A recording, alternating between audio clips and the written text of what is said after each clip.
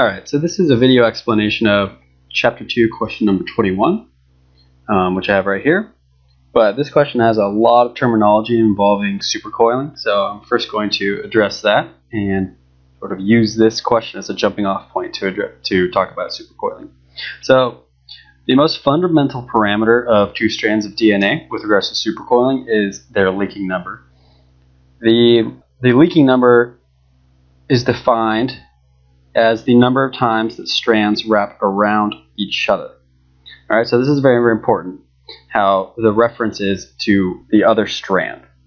So let's take a look at this diagram here, pulled from the book, and we'll identify the linking number. So here's one point where there is a crossover, here's another point where there's a crossover, and here's another point where there's a crossover. So linking numbers are additive, so we have this linking number of 3. I will draw another brief example of getting linking number from something a little bit more complicated and something circular. So here is a circular piece of DNA. One strand is blue, the other will be red. These gaps are points where the red one is going underneath the blue one. And let's take a look at the number of crossover points of the two strands. We have one here, one here, one here, one here, and one here. So the linking number for this is going to be 5. So a couple of important things about linking number is it's always an integer value because you can only have a discrete amount of crossover points. You can never have, half of a crossover of two strands. And additionally, it can be positive or negative. So the fact that it can be positive or negative stems from the fact that this is actually a term pulled from the field of topology. And I'll briefly go into this just so you can be familiar with it, but it's probably not that important. So here are two strands, one red, one blue. We'll take a side view over here. This red one is peeking up through the blue one, but is not actually wrapped around it. So you can tell intuitively that the linking for these two strands is 0. But let's take a little bit deeper of a look so we can identify positive or negative linking numbers. So a positive linking number is, by convention, a right-handed crossover. Negative is a left-handed crossover. So right here we have a right-handed crossover, just like normal DNA. So that linking number is going to be 1. But then we have a left-handed crossover right here. So the linking number for that is -1. So the total linking is, as you know, 0. So an important fact is that linking numbers are additive and can also be negative. But most of the time we'll be dealing with the positive linking number values because DNA is right-handed, the most common form. Another important thing about linking number is that it is topologically invariant. This is a fancy way of saying that you cannot change it without breaking covalent bonds.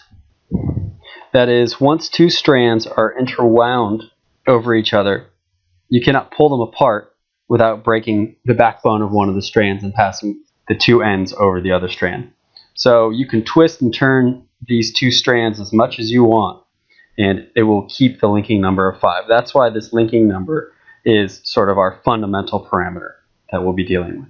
So the next important parameter of DNA strands that I'll talk about is twist. Now, twist is defined as the number of turns that the strands make around the helical axis.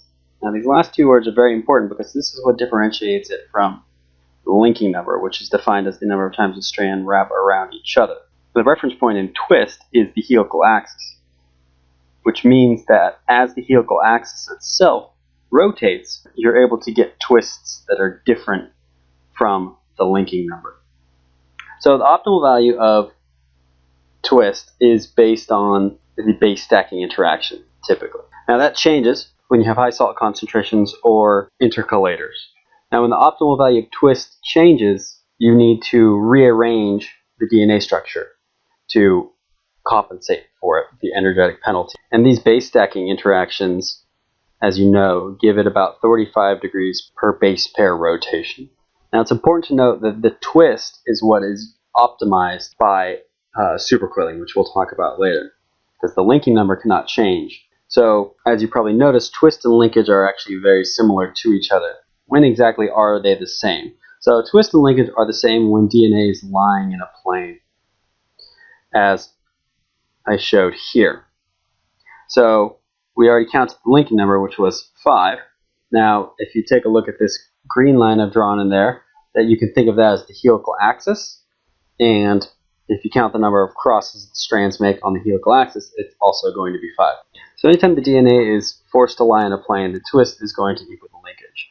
And under very constrained conditions, where the optimal twist is 35 degrees per base pair, you can get the linking number and the twist from just dividing the number of base pairs divided by 10.4.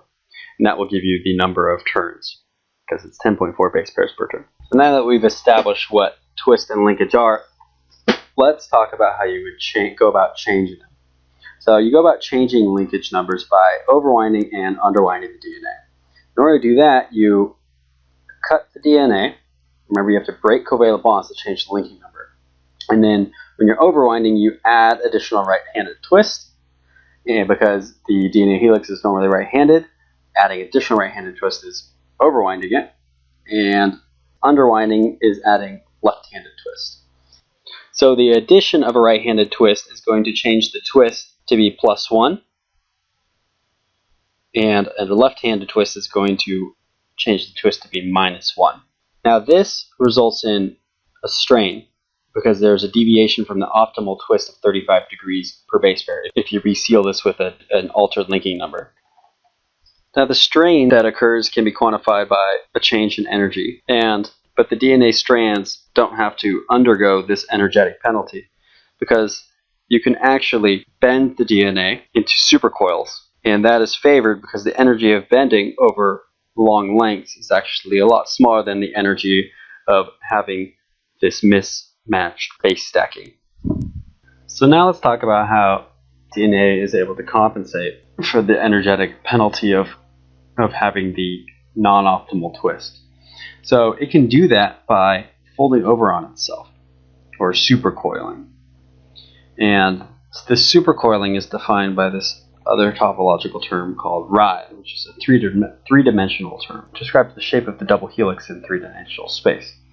And its official definition is how many times the helical axis crosses over itself when it's projected onto a plane. And it can be either positive or negative. So let's take a look at what a supercoiled helix looks like when it has positive and negative writhe. So positive supercoiling by convention, the writhe is positive, and negative supercoiling by convention, the writhe is negative. But when DNA is in its interwound form, this figure 8 style, as you can see, it has this apparent left-handed superhelicity for the positive supercoiling and the right-handed superhelicity for negative supercoiling. Now this interwound form is not the only form of supercoiling that occurs in cells. There's another type right here that's called the solenoidal form, and this one on the left is the interwound form. So the interwound form has the least tight bends to it. So this is going to be the most energetically favorable form when the DNA is just by itself. But what can happen, and it often does, is you can get proteins binding the DNA, and these reduce the energetic penalty to making these tight turns in DNA. And when that happens, you can get the DNA wrapping around the DNA binding proteins. This is a packaging method. So let's take a look at the writhe of these two structures and see if they're the same.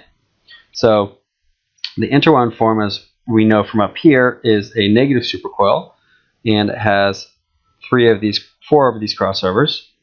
So the writhe is going to be -4. Now in the solenoidal form, that right-handed convention sort of reverses. And so negative writhes are actually going to have a sort of left-handed superhelicity to it in this section that is wrapped around the protein. And so we can make a little table just to keep this all straight. Interwound, up here at the top is the writhe sign. It's going to be positive and negative. So for positive writhe, the interwound form has an apparent left-handed superhelicity, and for negative writhe, it has a right. And these are reversed for the solenoidal. So that's something you should know and be able to recognize. So these two forms of DNA that we have here are actually what you call topologically equivalent. That is, they have the same linking number, the same twist, and the same ride. So now that we've defined all these terms, let's talk about the interrelationships between them. So the big equation that you want to always remember is that the linking number equals the twist plus the ride. And typically the linking number is fixed, so you get this trade-off between twist and ride to achieve the same linking number. So let's take a look at a little example to see how twist and ride will change with linking number. So I have right here a double helix. Let's say that is 1040 base pairs long, and I have this circular representation of it here, and I've made the helical axis green, so that's the line running in the middle, and then I've defined a reference line that touches the DNA at every 10.4 base pairs. So I chose that number obviously because it will keep a straight line along the DNA because there's a turn every 10.4 base pairs. So with the number of base pairs in this diagram indicating that it's not supercoiled in any way, we can figure out the twist, linking number, and ride. So the linking number, since it equals the twist, since it's lying in this circle, and that is going to be the number of base pairs divided by 10.4, which equals 100. And since there's no supercoiling, the ride equals 0. So now let's take a look at what happens when we underwind the DNA by a single turn. So in order to do that, we actually have to cut the DNA and put one turn of left-handed twist on it. And when you do that, this reference line changes in a way. It's maybe kind of hard to see, but you can see that it now has a single left-handed twist along the whole double helix. So that indicates that along with all the other twists, the 100 other twists, there's now a left-handed twist added in it.